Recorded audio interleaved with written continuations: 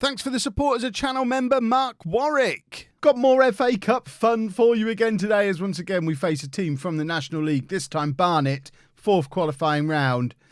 This is the cup run is on again, boys and girls.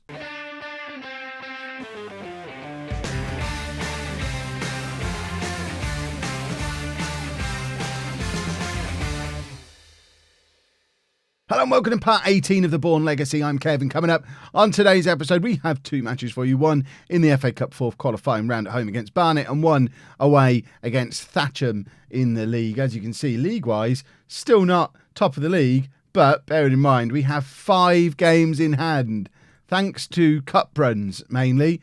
You can see we've had the FA Cup run, we've had the Alan Turvey Cup run, we've got the FA something else trophy, which hasn't actually started yet. I don't quite know how we've played. Oh, we've had games called off for internationals because we're fancy and we've got international players now.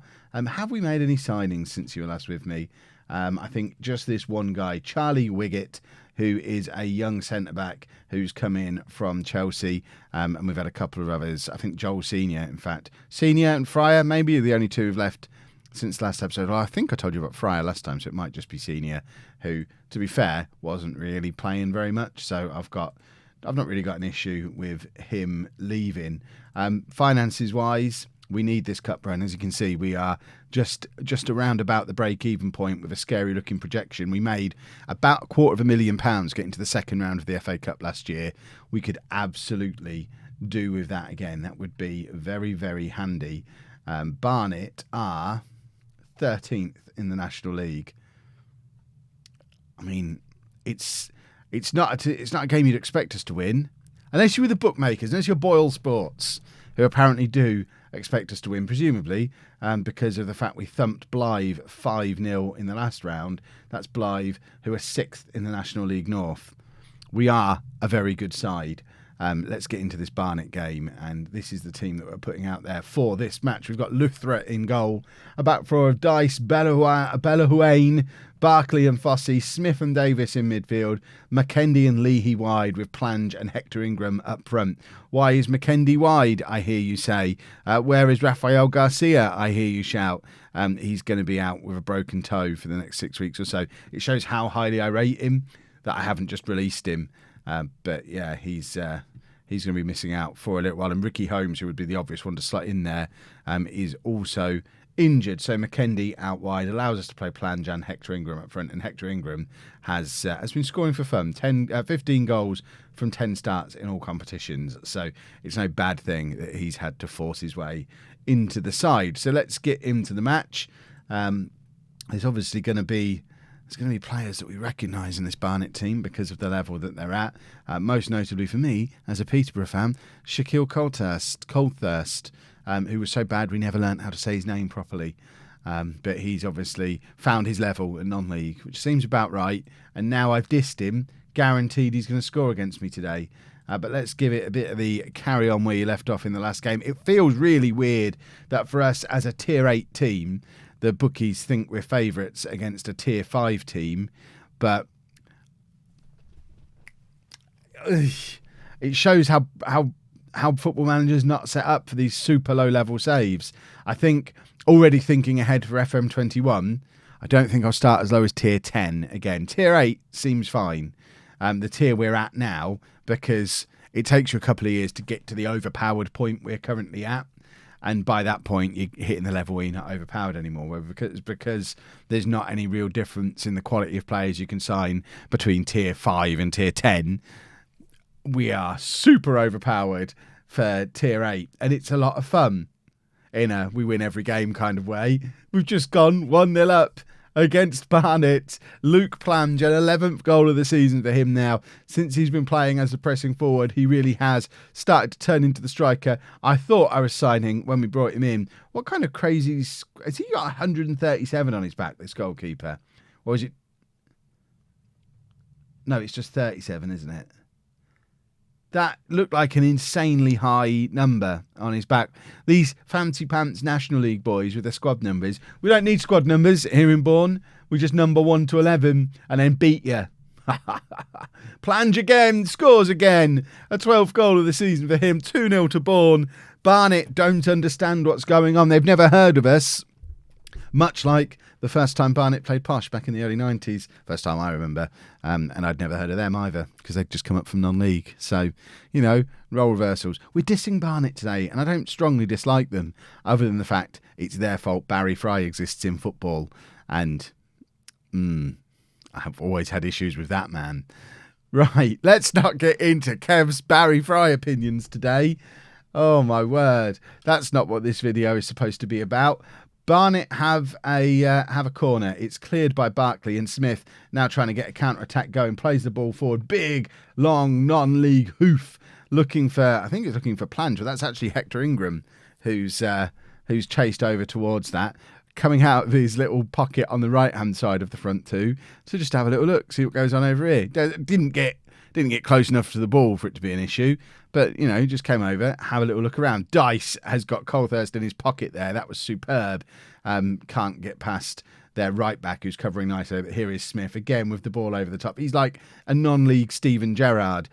Plange now shoots across goal. I'm going to call that a cross just so that it doesn't go down as a really terrible miss. He was trying to play it into the path of Hector Ingram and just hit it a little bit too strongly. I think that makes it seem better than what actually happened. But I'm not going to complain too much. 2-0 up at half time against a team so many levels above us. We'll give it the old don't get complacent and hopefully not mess things up and get ourselves into the hat for the first round of the FA Cup for the second year in a row, which in itself is an incredible achievement for a team of our level. And then it'll be all about hoping for that big money draw again that we never really got last year. Yes, we made a couple of £100,000, but we never actually got the really big payday. There is always a possibility when there's teams like Sunderland and Portsmouth, and I don't know if Ipswich are still a team that you can come up against. Are they still in League One? But while there's some really big teams that you can get away games against, there is the potential for some really big money. Right, we're going to bring Tia on for McKendy, who's had a pretty quiet game out there on the left-hand side, understandably really playing out of position. We're actually running low on strikers. We might need to have a little look to see what we can find striker-wise. We're going to bring on Kai Corbett for Lee as well, who's been also pretty quiet. Barnet are uninterested. I think that's a good time for me to praise my boys, just to whip them back up again. Whipped up Bourne against uninterested Barnet. Seems like it's a lot of fun. I don't even know what we won that penalty for there. Planger's got his hat-trick. It kind of just happened. A cross came in and all of a sudden we were taking a penalty. It was like there was some kind of glitch in the universe where we never saw what happened in between. There's your confirmation. Their goalkeeper's got the number 37 on his back, which I believe is a prediction for how many goals he's going to concede today. But 3-0 up now with 15 minutes to go.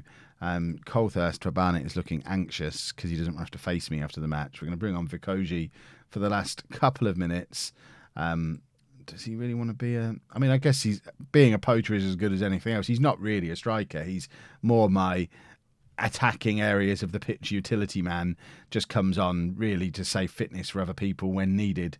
So I guess it doesn't really matter. We're not bringing him on to perform well. We're just bringing him on to take Hector Ingram off and save him for the next game. Right, Fossey with the throw. Davis now. Davis still hasn't really established himself alongside Smith. I've predicted that would be our midfield this year. Smith has been superb. Davis is kind of rotating with the guy whose name I can never say properly, who sat on the bench today. So it would be nice to see one of them establish themselves as good as Smith, but then Smith is really, really good. So I guess that is asking for a lot. Smith's the kind of player who could stay in our midfield into League Two, at least, if we could keep hold of him, which obviously we won't. But, you know, it's nice to dream that we might. Barnet got a little bit of an attack going here. We do need to just make sure stuff like this doesn't happen too often. Dick Plum has just scored against us. And if your surname's Plum, let's call you Ricky Plum. That would be fine. You don't need to be Dick Plum. Oh, we've won the game anyway, hopefully, because I'm glad I had that distraction because it could have been a panic-filled final 10 minutes, but distracted by he's Ricky Plum as far as I'm concerned. Distracted by Ricky Plum, who has played them in again there, and now we really do need to pay attention to what's going on because with 45 seconds left, it's 3-2 to us still, but Barnet are back in this. And it doesn't matter because we've won the game anyway. Ha ha ha ha ha. Right, I'm going to give it second half was awful. Really shout at them. Yes, you've just beaten National League opposition, but you did it in a way that scared me towards the end. And I am a man with high blood pressure. You mustn't scare me. Right, we will now jump ahead to the first round draw and hope for a big sack of cash. Firstly, talking of sacks of cash, let's just see how much money we get given. Prize money for winning in that round. I think it is. It's good money. £27,000 prize money for the win there. We'll just praise Plange for his hat trick as well, and combine that with gate receipts, and already £35,000 coming into the coffers just for getting this far, and that is also now enough for the board to say, "Well done, Kev." There you go. Well done, Kev. Let's see who we've got in the first round. Here we go then. The two big ones we're keeping an eye out for, Sunderland and Hull, would both make us a lot of money. We're obviously one of the smallest teams in it, as are Newark Flowserve. So if we can't get Sunderland or Hull, let's have Newark Flowserve at home, please. Right, let's... oh, my word, Hull came out first. I wanted Hull away. Right, now it's... now we want Sunderland, or, of course, Posh. Posh would be awesome. Just for me, I would like that. Gillingham play Salford, Aldershot against Not Us. Sunderland, Wimbledon steal Sunderland, and they'll just lose to them. What's the point? Is there any big teams left? Bradford get a lot of fans, don't they? We could have Bradford against Bradford. That would be fun. But I'd rather face them. I want the money. We're just looking for teams that get big gates. St Albans would be fun just as a LOLLUJO derby. Barnsley would be super fun. I mean, this might be my pick now, actually. Can we have this one, please? If you're not watching the two series at the same time, you might not. I'm managing Barnsley and Non-League to Legend at the moment, which is why that would have been so much fun. Right, we'll just keep skipping through these. We've still not had Posh come out of the hat. Lincoln would have been fun again because we could have got revenge on them for last year. Although there's not enough money in the Lincoln game. We're running out of big money ties, I think. So I'm starting to be of a mind that I'd like a match that could get us through to the next round. We're not going to scroll every time. Oh, there we go. So we're still not out of the hat. Blackpool would be fun for a seaside trip. No, we don't want any of these. Buxton or York, Notts County all the way back up to League One. They get Blackpool. There are so few teams left in this now, and we still haven't been drawn. We could have had a Lincolnshire derby against Scunthorpe, Barrow, Boring, Shrewsbury. That would be my idea of the worst kind of tie, a team that's in League One but will just beat us and we won't get any real money out of it.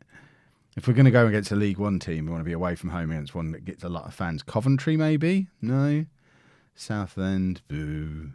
Boston, a LOLLUJO derby, a Lincolnshire derby. This would be fun. No. Oh, it's actually Maidstone or Boston, so Boston weren't even through yet. So we could have been celebrating prematurely there. Right, here we go. We are at home in the first round of the FA Cup, still in the competition, both Northampton and Peterborough and Newark Flowserve. And we've got Grimsby for a potential Lincolnshire derby. Bolton would be a big match. Bradford would be a big match. St Neots, South Shields would be winnable games. Eastleigh would be winnable. Come on, give us Posh. It's like the one that I didn't mention. They're top of League One, but they have no fans because who are they? I know I made a little bit of a habit last season of doing these FA Cup games as double headers, but there's too much going on between now and then for me to realistically get there and get this video recorded today. So that will be tomorrow's video. We'll do Accrington Stanley. And so for today, we get to start catching up in the league, hopefully. 6 games in hand now, one of which is the one we're playing now against Thatcher. And hopefully, I mean, if we win them, we'll be well clear. But it's we're so far behind on points. It's ridiculous. Not on points. Well, on points, but specifically because of games played. Payaziti comes into the midfield. He's the guy whose name I couldn't remember in the last game, who I talked about. Neither of them can establish themselves, and there's your reason why. Everyone else in the team is averaging over a 7, but then we've got these two in midfield who are below a 7. Neither of them saying to me, I'm the man who should be playing here. We've got Dice and Taylor who could both slot into that defence, who are performing better than that. Should we go to a 5 at the back and just drop a midfielder? We need one of these two to step up and show me some form, but it doesn't seem to be doesn't look like happening. Perhaps we need a new midfielder to go alongside Smith, or perhaps it's just because Smith is so very good in central midfield that he makes anyone who plays alongside him look not very good. There could always be that. Smith with the corner here. It's headed clear as far as planned. You plays it out to Smith again. Cross comes into Hector Ingram. And with 3 minutes on the clock, Jamal Hector Ingram has his 16th goal of the season. It's another assist for Matthew Smith. It's another goal for Hector Ingram, and it pushes us up to 3rd place in the league. Still 11 points. 11 points off 9 points off the top of the table now, but with 5 games in hand. I guess it makes for it's going to make for quite an interesting run-in, because obviously we know at this level these leagues finish in like the April Fool's Day. They're super early. It all wraps up. So there's not time for all the cup games that we're playing. So there is going to come a point this season. We're talking about, as long as we win the games, it'll be fine. But there's going to come a point where we get one of those ridiculous things that only happens every 30 or 40 seasons you play Football Manager for. But every now and again, if you play the game enough, you get those seasons where the game wants you to play 4 games on consecutive days or something ridiculous. And I feel like this might be one of those seasons where we're going to have to play back-to-back games. And then, of course, you don't have any guarantees of winning them, because you can't play all of your players in all of those games. You can't. Someone like Smith, for example, who is running everything in every game he plays, he can't play games in 4 days in a row. So we don't have a hugely deep squad to start rotating around. So you're thinking, well, if everything was even, we'd win the majority of those games and we would be top of the league. But if we have to play them all close together, then we're probably going to lose a couple of them. And then we're level with Chertsey, and all of a sudden, it's horrible. Look how far Chertsey are miles clear, 7 points clear of Harrow. Chertsey think they've got this all wrapped up already. They haven't looked at how many games we've played, thankfully. They're not very bright. Down there, I want to say. I have no idea where Chertsey is, but it sounds southern. I think, I don't know, it would... I don't know why it sounds southern. It just does. Thatcher got Nelly Furtado in their team, did I just see? Who we released. I think we released him in the summer. But it looks like he's turned up there. So, I mean, that should give Lee a bit of a confidence boost, knowing that he's got someone at left back that wasn't good enough to get in our team. So let's give it to Lee and focus play down that right-hand side. Apparently not, though. What it actually means is he's probably their best player, because we know the calibre of players we buy. So just because he wasn't good enough to get in our team means he's probably too good for this league still. Lee is in there, though. Absolutely left Furtado for dead. I assume that was him. And Lee gets his 4th goal of the season, an assist from Plange this time. It was a lovely, lovely ball from Plange. And Lee, we know how good he is, just does very, very well. So I think that's Furtado. Yeah, so there's Furtado. And there is Lee, turning him inside out 2 or 3 times. Beautiful. Beautiful stuff. Is there anyone else we recognise in this team? I mean, there could be other players that we've had, but none of them had such memorable names as Furtado did, so I'm obviously going to remember him. McKendy flicks on for Plange. Plange with the cross to Lee. Lee's in again. Oh, he's offside this time, apparently. Are we just going to leave Furtado highlighted all game? Probably don't need to. I don't see how this was offside, so we've got the flick on here. So it's Lee's not offside. I don't think that gets given as offside. I do have a lot to say about offsides at this level. I can't wait until we get to the level where we have the little telly, because the little telly, I think, is going to help me out more often than it hinders me, which has set us up perfectly for in like 4 months' time. I'm going to lose a Champions League final. 4 months to a Champions League final. Oh, Kev's feeling confident. You can guarantee it's going to be VAR that ruins me now. Now I've said that, I want VAR, says every football fan in the world. VAR sounds great.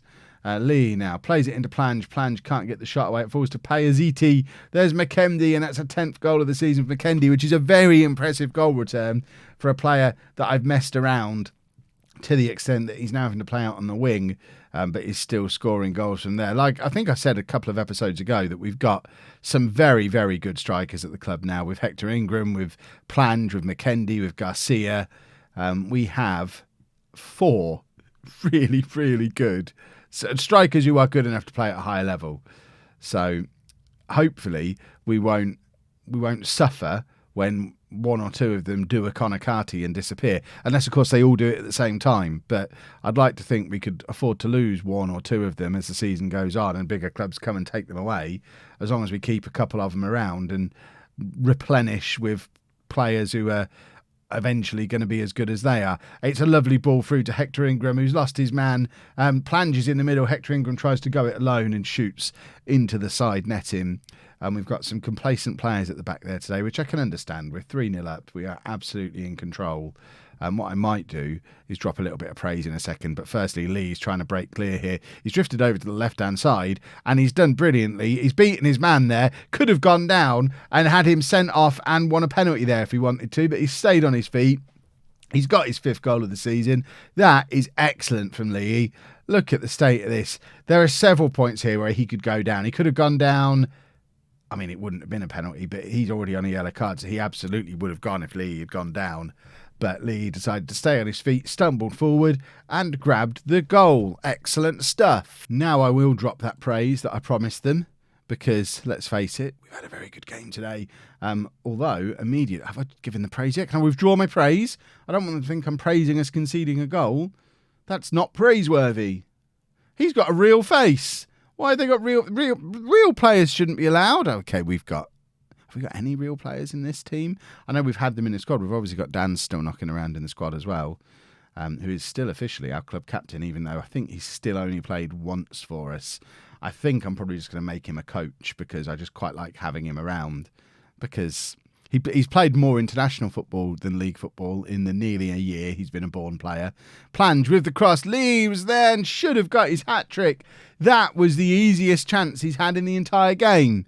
And he squanders the opportunity for a hat-trick, and now it's McKendy on the left-hand side, crossing over again, looking for Lee. Everyone wants him to get his hat-trick. There's Payaziti, and that is how you get your first goal for the club.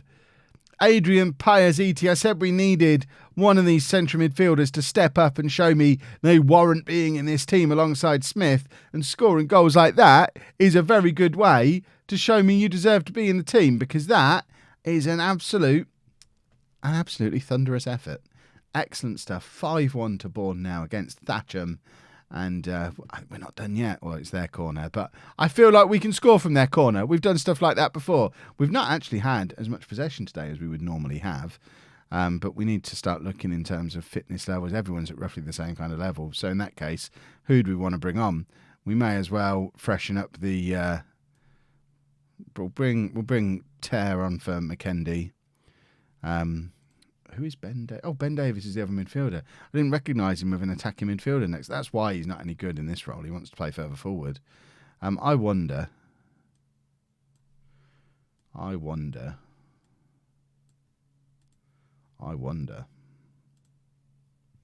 It's worth having a look.